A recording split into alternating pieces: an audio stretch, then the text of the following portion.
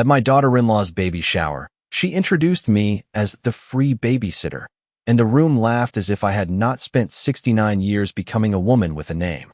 I stood beneath a garland of pale pink balloons in Claire and Ethan's rented event room at the country club, holding a wrapped bassinet blanket I had knitted by hand through 3 quiet winter evenings.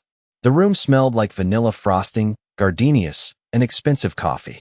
On every table, there were little cards with guesses about the baby's due date, tiny jars of honey tied with ribbon, and photographs of Claire in a cream dress with both hands resting proudly over her belly. It should have been a beautiful day. My first grandchild was coming, a little girl, and I had told myself all morning that whatever awkwardness had grown between Claire and me over the years did not matter now. Babies had a way of softening people, or so I wanted to believe. I wore the light blue dress Thomas always loved on me, the one he said made my eyes look brighter, and I pinned my silver hair back with the pearl clip he gave me on our 40th anniversary. Before leaving the house, I stood in the hallway mirror and whispered, "You are going as her grandmother, Margaret. Not as a guest, not as an outsider. As family." That was what I needed to believe.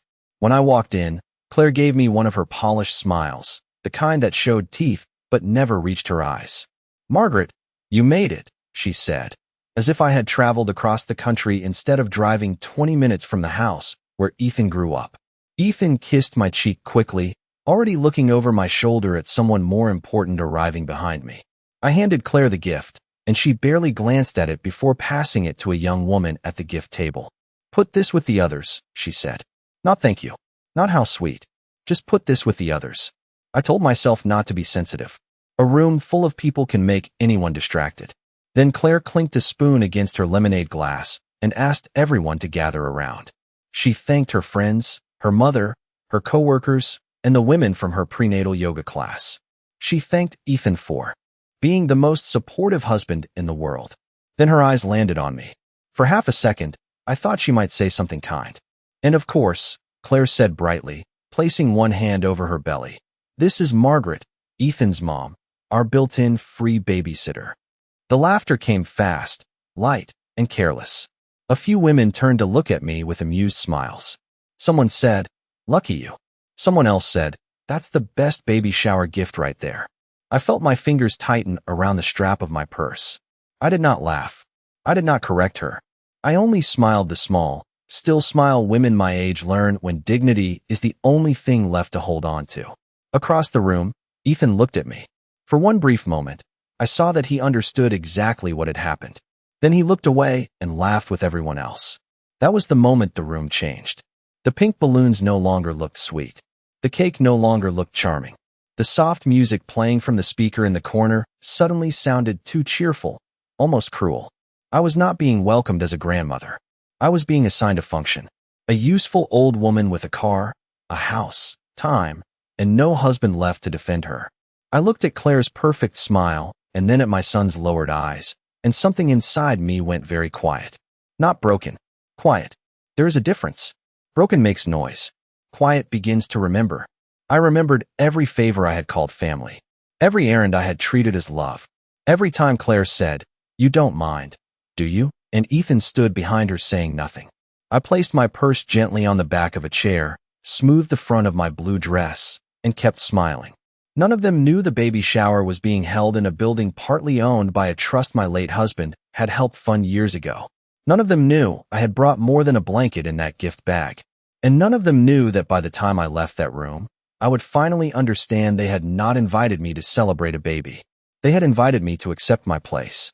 I stayed in that room because leaving would have given Claire exactly what she wanted, a clean little story about an emotional old woman who could not take a joke. So I moved through the baby shower with my shoulders straight and my smile carefully placed, the way I had moved through church receptions, school banquets, hospital waiting rooms, and funeral lunches. A woman can learn to carry humiliation without spilling it. I stood near the refreshment table, pouring myself a cup of coffee I did not want, and listened as Claire's friends discussed nursery colors and stroller brands as if motherhood had become a shopping list. The gifts were stacked so high they nearly covered the rented folding table. There were boxes of diapers, tiny shoes, a white rocking chair, and a monitor that cost more than my monthly electric bill. I had brought something softer than all of that, something made by hand, but my gift was already half hidden behind a tower of glossy bags. Then I noticed the sign.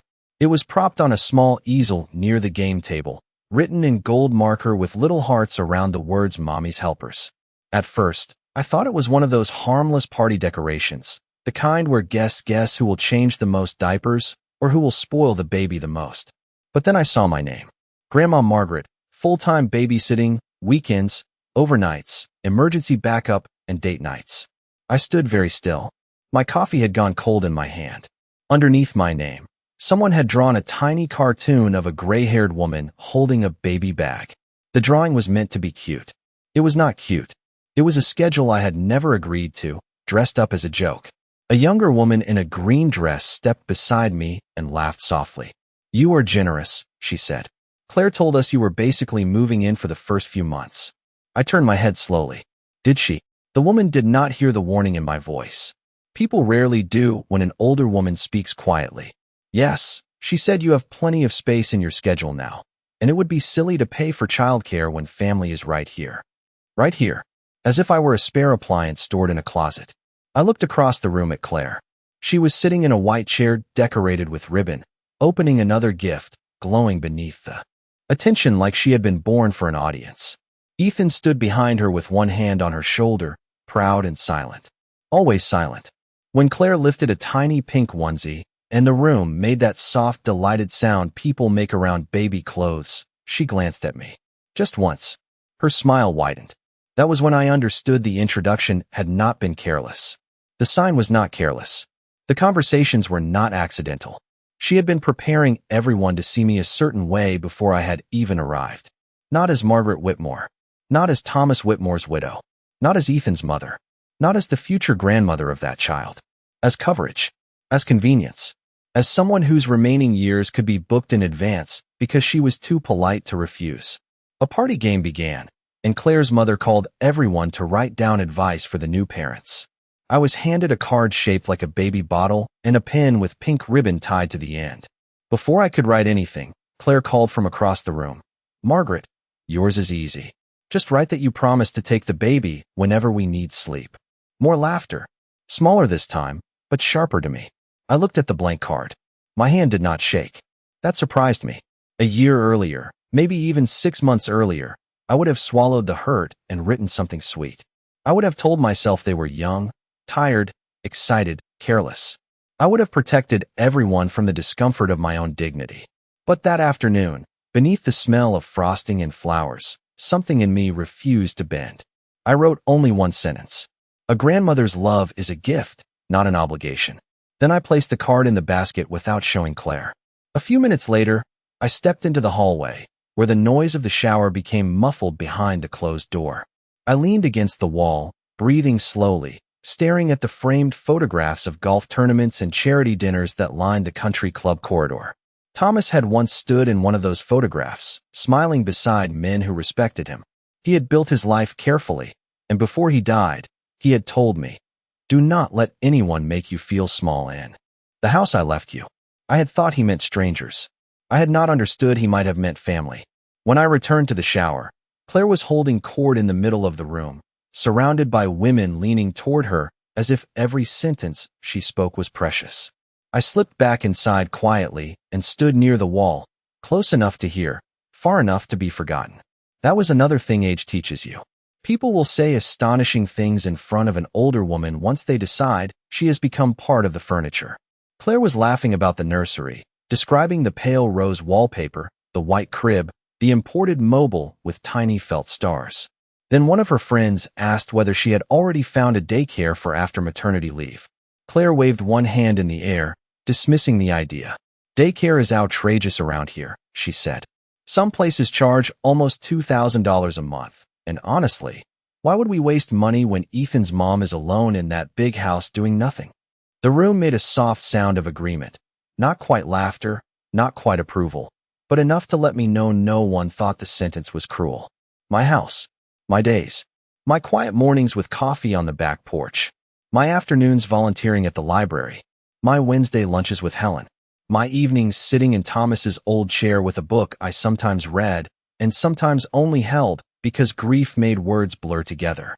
All of it reduced to doing nothing.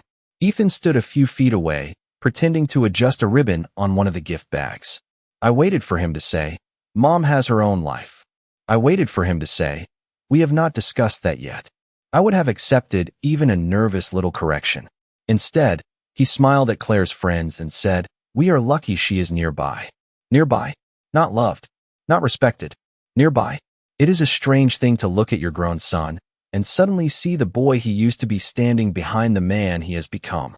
For a moment, I saw Ethan at 8 years old, running across our yard in muddy sneakers, shouting for me to watch him climb the maple tree.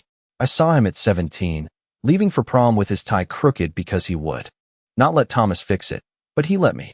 I saw him at 22, crying in our kitchen because his first job offer had fallen through, and I stayed up with him until 2 in the morning making grilled cheese sandwiches and telling him one rejection did not define a life. That boy would have noticed my face. That boy would have known when his mother had been hurt.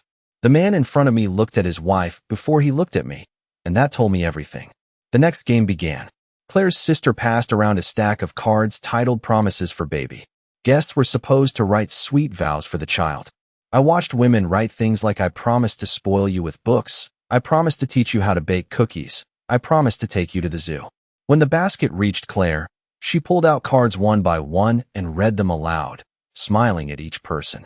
Then she paused, looked directly at me, and said, "I think Grandma Margaret's promise deserves a special reading."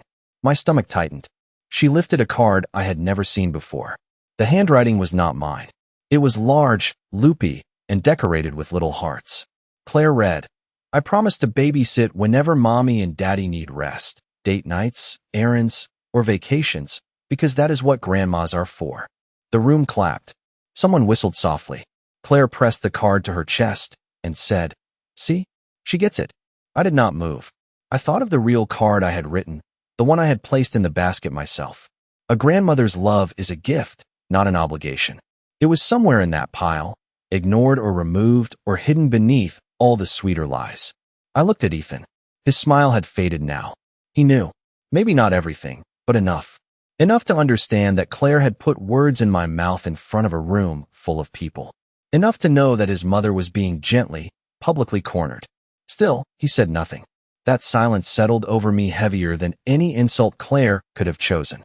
A daughter-in-law can wound you with a smile. A son wounds you by pretending he did not see it. I walked to the front of the room slowly, every conversation shrinking as people realized I was moving.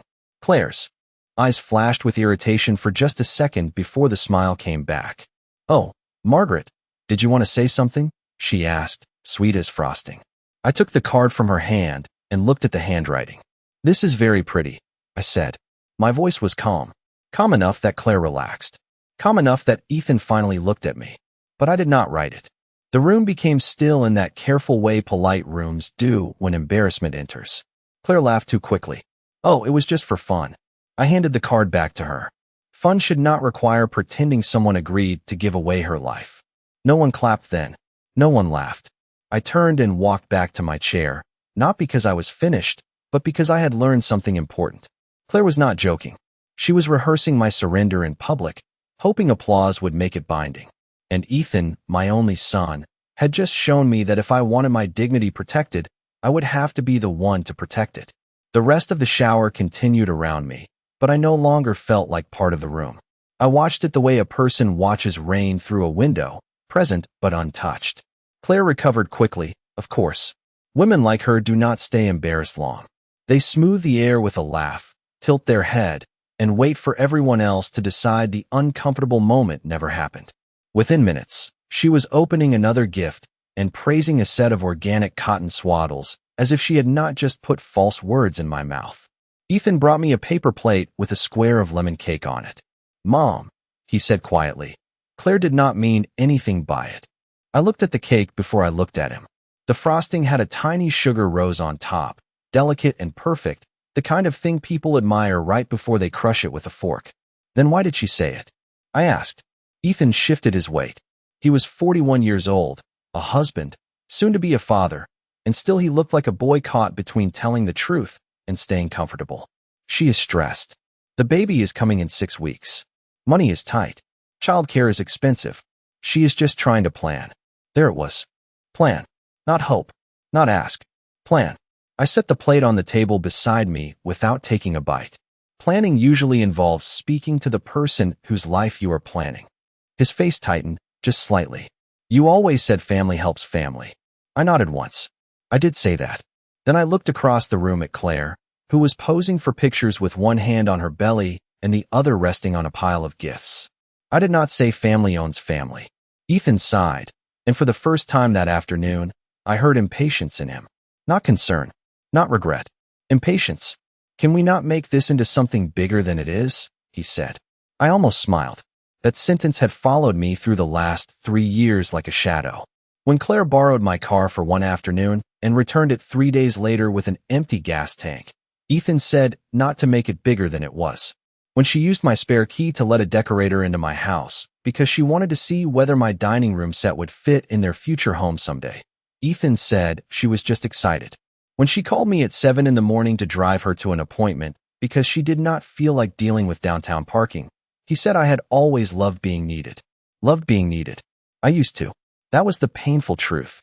After Thomas died, need had sounded close enough to love that I did not question it. Claire needed a ride. Claire needed help addressing holiday cards. Claire needed someone to wait at her house for the appliance repairman. Ethan needed peace. So I gave. I gave my Saturdays, my casseroles, my guest room, my patience. I gave because I thought generosity kept a family close. But standing there in that country club with a paper plate of untouched cake beside me, I understood that generosity, without boundaries, does not create love. It creates expectation.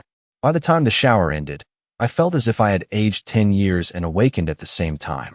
Guests collected their favors and hugged Claire goodbye. Several women told me how wonderful it was that I would be so involved. One patted my arm and said, "You are lucky. Some grandmothers never get used like this." She men included. She said, "Used." The truth slipped out wearing perfume. I helped no one clean up. That was new for me. Usually I would have gathered plates, folded tablecloths, carried centerpieces to someone's car before anyone asked. That afternoon, I picked up my purse, took my knitted blanket from the gift table before it disappeared into the pile, and walked toward the exit. Claire noticed. "Margaret," she called, her voice sharp under the sweetness. "Are you taking the gift back?" The room had mostly emptied, but Ethan heard. So did Claire's mother. I turned around. "Yes," I said. Claire blinked, startled by the simplicity of the answer. "Why?" I held the soft white blanket against my chest. "Because gifts are given where they are respected." Ethan looked down. Claire's cheeks colored, but she smiled that polished smile again. "You are being dramatic." I nodded gently. "Perhaps." Then I walked out into the late afternoon light. The parking lot was bright and hot, the kind of dry California heat that makes car doors sting your fingers. I sat behind the wheel for a long moment before starting the engine. My hands rested calmly at 10 and 2, exactly the way Thomas taught Ethan when he was 16. I thought I would cry. I did not. Instead, I drove home through streets lined with jacaranda trees and remembered every time I had mistaken being useful for being loved. By the time I pulled into my driveway, the sun was sliding behind the roof of the house Thomas left me. The windows glowed gold. For the first time in months, the house did not feel empty. It felt like it was waiting for me to come back to myself. Inside the house, I placed the knitted blanket on the kitchen table and stood looking at it for a long time. The white yarn looked almost too pure under the overhead light, each stitch small and even, made by hands that had folded Ethan's baby clothes, packed his school lunches, signed his permission slips, and held Thomas's hand through his final winter. I had made that blanket for a child who had not yet arrived, and already the adults around her were using her as a reason to take more from me. I made tea because that was what I did when my thoughts became too sharp. The kettle hissed. The spoon tapped the side of the mug. Ordinary sounds. Safe sounds. Then my phone lit up. Claire had posted photographs from the shower. There she was, smiling beneath the balloon arch. There was Ethan, looking proud beside her. There were the gifts, the cake, the little jars of honey, the women laughing with their hands raised mid-clap. I swiped through them slowly until I reached the caption. "So blessed to have childcare covered before our sweet girl even gets here. Family is everything." I read it once. Then again. Childcare. Not grandmother. Not love. Not support. Childcare. I set the phone down carefully, as if it were something hot enough to burn the table. A few minutes later, it rang. Helen Brooks. I almost did not answer. Helen had been my closest friend for 32 years, which meant she could hear the truth in my silence, and I was not sure I was ready to have it heard. But I picked up. Margaret, she said, without hello, tell me you did not agree to what Claire is telling people. I closed my eyes. What exactly is she telling people? Helen went quiet for one breath too long. That you are going to help full-time after the baby comes. That you may stay with them for a while. That eventually, it makes sense for you to sell your house because it is too much for one person. The kitchen seemed to narrow around me. I looked toward the hallway, toward the staircase, toward the framed photograph of Thomas standing beside the front porch the year we paid off the mortgage. Too much for one person. Those words had become very popular lately, always spoken by people who wanted what the one person had. She said that at the shower? I asked. Not in front of everyone, Helen said. I overheard her near the restroom. She was talking to a woman in a beige suit. She said your house had 4 bedrooms sitting empty while they were trying to plan for a baby. She said Ethan would talk to you because you listened to him. I sat down slowly. My knees did not fail me. They simply seemed to understand before the rest of me did that I needed a chair. Helen, I said, did she say Ethan agreed with this? Another pause. Softer this time. Sadder. She said. They had discussed options. Options. Such a tidy word for dismantling another person's life. I thought of Ethan standing behind Claire while she read that false promise card. I thought of him telling me not to make things bigger than they were. Perhaps things were already bigger than I had allowed myself to see. Helen's voice lowered. Margaret, listen to me. This is not about babysitting. I think they are circling your house. Circling. That was exactly the word. Not asking. Not visiting. Not loving. Circling, like people waiting for a porch light to go out. After we hung up, I walked to Thomas's study. I had not changed much since he passed. His books were still arranged by subject, his brass desk lamp still angled toward the leather blotter, his old reading glasses resting in the drawer because I could not bring myself to move them. On the bottom shelf was the blue folder Arthur Bell had given me after the estate papers were settled. I had not opened it in nearly 2 years. I used to avoid it because it made Thomas's death feel too final. That night, I opened it because his love might still be trying to protect me. The papers smelled faintly of dust and ink. Deeds, trust documents, insurance letters, notes in Thomas's careful handwriting. I found a card clipped to the inside pocket. Arthur Bell, attorney at law. I stared at the number until it blurred. Then I picked up the phone and left a message, my voice steadier than I expected. Arthur, this is Margaret Whitmore. I need to understand exactly what Thomas left in place for me, and I need to know how to protect it. When I ended the call, the house was quiet around me, but no longer lonely. It felt alert. So did I. Arthur Bell called me back at 8:15 the next morning, just as I was rinsing my coffee cup in the sink. His voice sounded older than I remembered, but still precise, still careful, the kind of voice that made documents feel less frightening. Margaret, he said, I was hoping you would call before there was a problem. I dried my hands slowly on a dish towel. Then I am late. He did not ask me to explain over the phone. He simply told me to come to his office at 11 and to bring the blue folder Thomas had left behind. By 10:30, I was dressed in gray slacks, a white blouse, and the pearl earrings Thomas bought me in Carmel 20 years ago.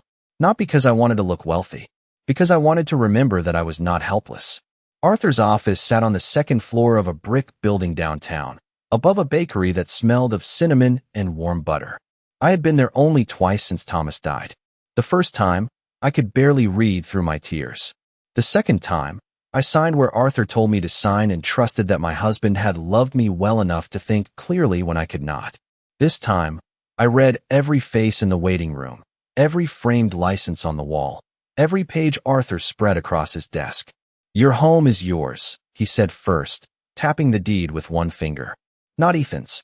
Not part of any shared family property. Thomas transferred full ownership to you before he passed. I nodded, but my throat tightened. Claire has been telling people it makes sense for me to sell. Arthur's expression did not change, but something in his eyes sharpened. Telling people is not the same as having rights. Then he pulled out another document, thicker than the others. There is also the Whitmore Family Trust. Thomas was very specific. Hearing Thomas's name in that office felt like a hand resting gently on my shoulder. Arthur turned the pages and read the relevant section in plain language. If any beneficiary attempted to pressure, coerce, mislead, or financially exploit me regarding my residence, investments, or personal autonomy, that beneficiary's future distribution could be suspended or removed at the trustee's discretion. I sat back in the chair. Outside the window, traffic moved along Main Street, ordinary and unaware. A delivery truck, a woman walking a golden retriever, a man carrying flowers wrapped in brown paper. My life had shifted, and the world had not even paused. Thomas wrote that. I asked. Arthur removed his glasses. Thomas worried Ethan could be influenced. He did not say by whom, and I will not pretend he predicted this exact situation. But he wanted a wall around you. A legal one. I looked down at my hands. They were lined, veined, spotted by age, but they were steady. I thought accepting help from them someday might be the only way not to be alone, I said. Arthur's voice softened. Margaret, needing company is not the same as surrendering authority. Those words stayed with me. Surrendering authority. That was what Claire had been trying to dress up as family planning. A slow transfer of my choices into her hands, with Ethan smiling beside her, so it looked like love. Arthur explained what I needed to do next. Keep every message. Save every post. Do not argue by phone. Do not sign anything without him seeing it first. If Claire or Ethan presented papers, invitations, proposals, or plans involving my house, money, schedule, or care, I should bring them directly to him. Do not accuse them yet, he said. People who believe they are winning tend to become careless. I almost laughed, not because anything was funny, but because the sentence felt cold and clean. Careless. Claire had built her little stage at the shower because she thought I would blush, swallow, and obey. Ethan had said nothing because he thought my love for him would keep me manageable. They were both wrong, but I was no longer in a hurry to tell them that. Before I left, Arthur handed me a copy of the trust clause and placed it in a plain envelope. Thomas wanted you protected, he said. But protection only works when you are willing to use it. I drove home with the envelope on the passenger seat, my purse beside it, and the blue folder resting in the back.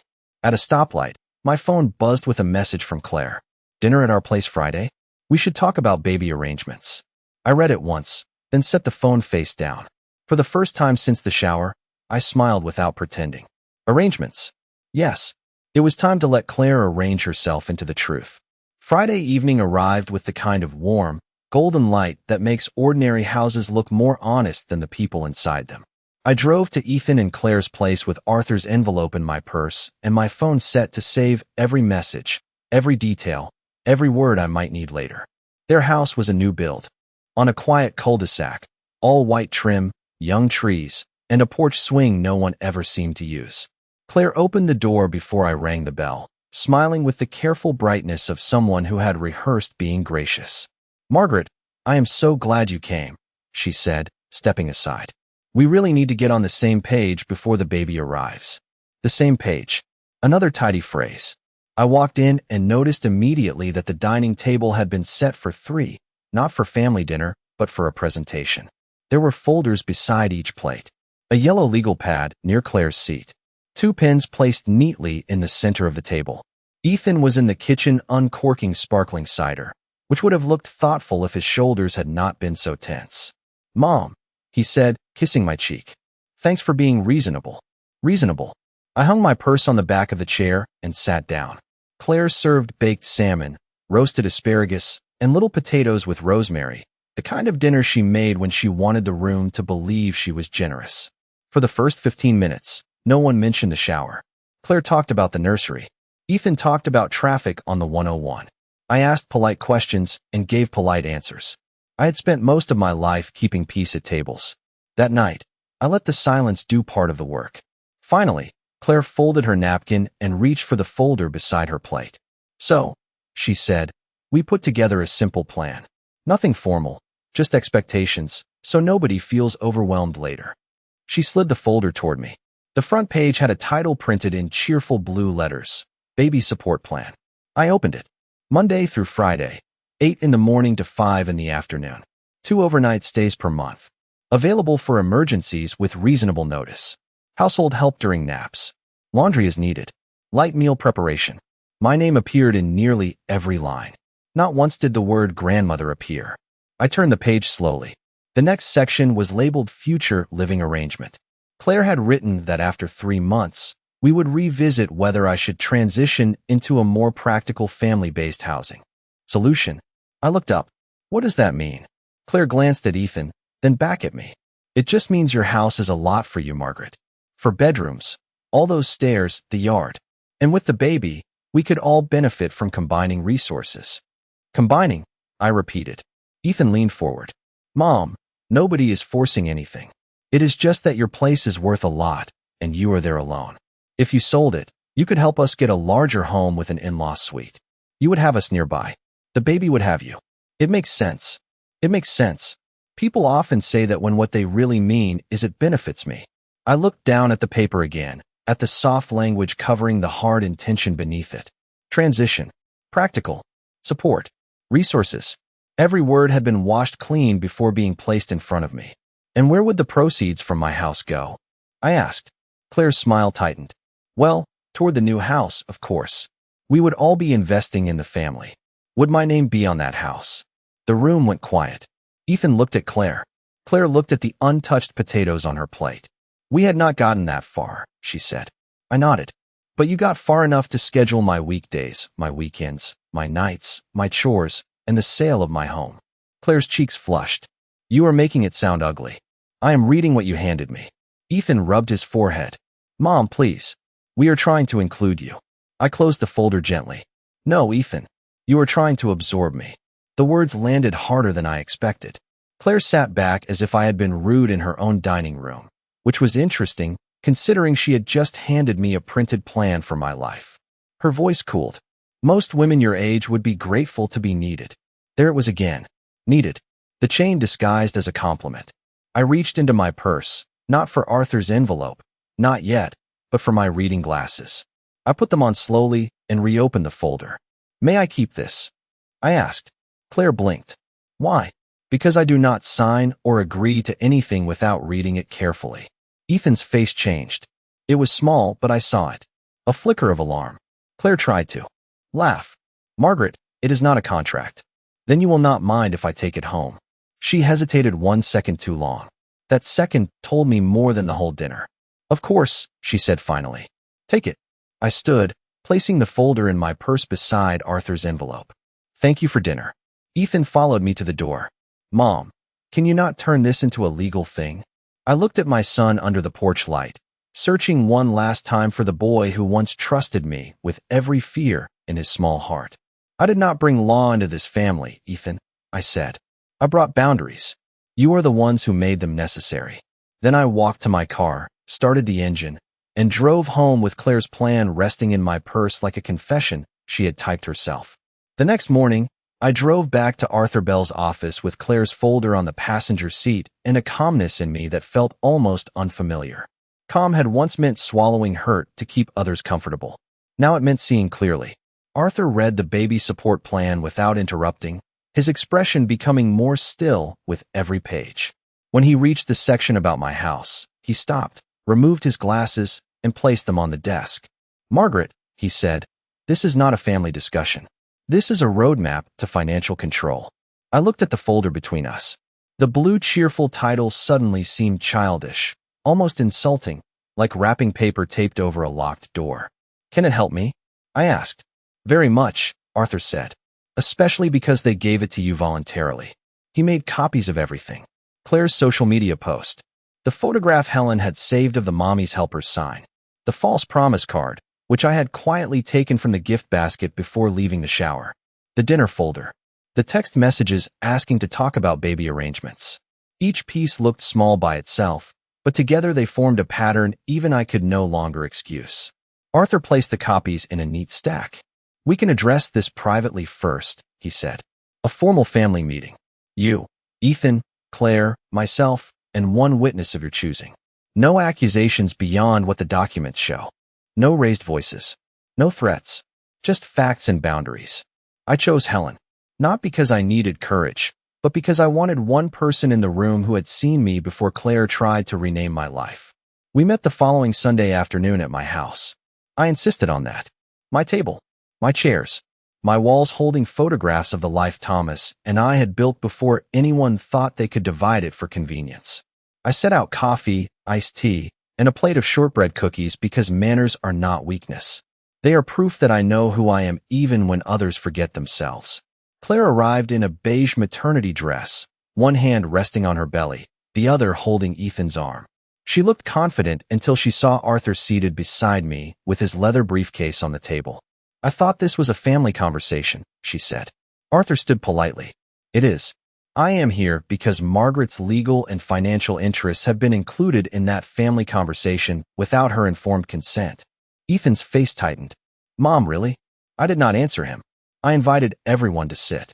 Claire lowered herself into the chair across from me, her mouth pressed into a thin line. Helen sat to my left, quiet but steady. Arthur opened the folder and placed the first page on the table. "The shower sign. This was presented publicly," he said. Claire gave a brittle laugh. "It was a baby shower game." Arthur placed the false promise card beside it. "And this?" Claire looked at Ethan. Ethan looked at the table. "Also a joke," she said. I spoke then softly. "A joke is when everyone laughs. Humiliation is when one person bleeds quietly while others clap." No one moved. Arthur placed the dinner plan on top of the stack. "This document outlines a recurring childcare schedule, overnight duties, household labor, and a future living arrangement involving the sale of Margaret's private residence." Claire's voice sharpened. "It was not binding." "Then why did you hesitate when she asked to keep it?" Arthur asked. The room fell silent. I watched Ethan carefully. He looked tired. Not innocent. Tired. The kind of tired that comes when denial has to hold up too many lies. Arthur then read. The clause Thomas had placed in the trust. He did not dramatize it. He did not need to. The words were plain enough. Any attempt to pressure, mislead, coerce, or financially exploit me regarding my home, investments, or personal autonomy could result in suspension or removal of a beneficiary's distribution. Ethan went pale. Claire's hand tightened on his sleeve. For the first time, she looked at me not as an obstacle, not as an old woman to maneuver, but as someone standing behind a locked gate she had not known existed. "So that is what this is about," she said. "Money." I folded my hands on the table. "No, Claire. That is what it was about when you scheduled my life and discussed my house before asking me. This is about the difference between love and access." Ethan finally looked up. "Mom, I never wanted to take anything from you." The room waited. I waited too. "But you let her try," I said. His eyes filled, though no tears fell. Claire began to speak, but I raised one hand. Not sharply, just enough. "From today forward, I will not be providing full-time childcare. I will not be selling my house. I will not be moving into anyone's guest room, garage suite, or future plan. I will be this child's grandmother if I am treated as one. Not staff. Not backup coverage. Not a resource." Arthur slid a written boundary agreement across the table. "If Ethan and Claire wish to continue family contact involving the baby, they will acknowledge these boundaries in writing. If pressure continues, I will proceed under the trust provisions." Claire stared at the paper as if it had personally insulted her. Ethan picked up the pen first. His hand shook slightly when he signed. Claire waited almost a full minute before signing beneath him. When it was done, I stood and collected the coffee cups myself, not because I served them, but because the meeting was over. As they left, Claire did not look back. Ethan did. He looked like a man seeing his mother's house for the first time and realizing it had never been his to give away. A month passed before the baby came. In that month, my house became mine again in ways I had not realized I had surrendered. I turned off my phone during dinner. I volunteered 2 extra mornings at the library. I planted lavender along the back fence because Thomas had always said the yard needed more purple in the spring. Claire sent fewer messages after the agreement was signed. The ones she did send were careful, almost polished. Ethan called twice. The first call was awkward, full of pauses and weather. The second was quieter. "I am sorry, Mom," he said. I stood at the kitchen window watching a hummingbird hover near the feeder. "For what, Ethan?" I asked. He breathed out slowly. "For letting you feel alone in a room full of people." That was the first honest sentence he had given me in a long time. I did not rush to comfort him. A mother's first instinct is to make her child feel better, even when that child has caused the pain. But I had learned something important. If I kept softening every consequence, Ethan would never have to grow around the wound he helped make. Thank you for saying that, I told him. Nothing more. Claire went into labor on a rainy Tuesday morning. Ethan called at 6:20, his voice shaking with excitement and fear. She is here, he said. 7 pounds, 2 ounces. She is healthy. Claire's okay. I sat down at the edge of my bed, one hand over my heart.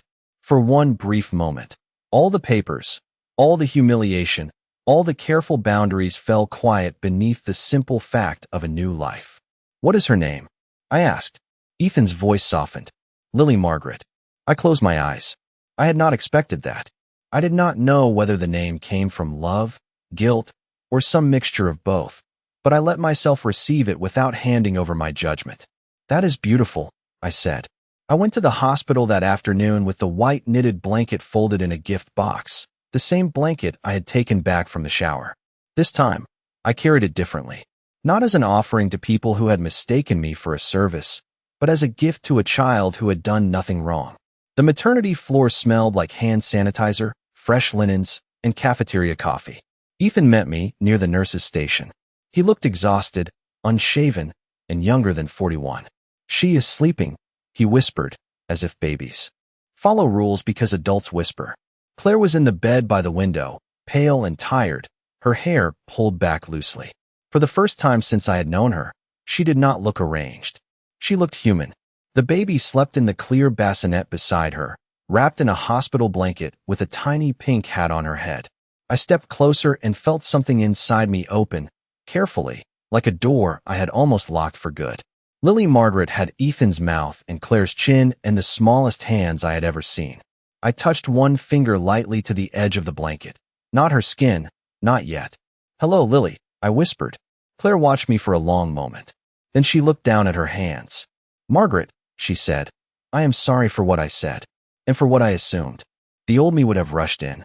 The old me would have said it was fine, that hormones and stress and excitement made people careless.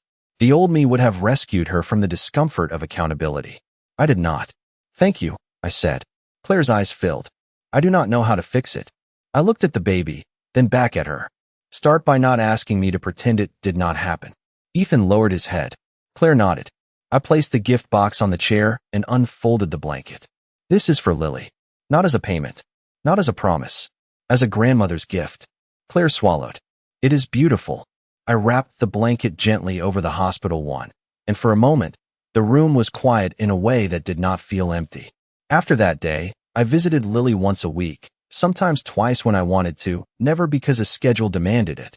Ethan learned to ask instead of assume. Claire learned that my no did not require an explanation. I opened a college savings account for Lily, controlled only by me, with Arthur's office listed on the paperwork. I brought books, not envelopes of cash. I brought soup when I chose to, not when I was summoned. I held my granddaughter in the rocking chair by my living room window and told her stories about Thomas, about the man who built the porch, planted the maple tree, and loved her before she existed by protecting the woman who would one day hold her. Some people think forgiveness means returning to the place where they first disrespected you. I learned it can mean standing in a new place, with the door open but your feet firmly on your own ground. Claire once introduced me as free help, and everyone laughed.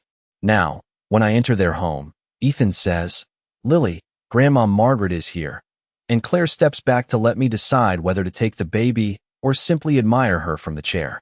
That may sound small. It is not. Respect often returns quietly. So does power.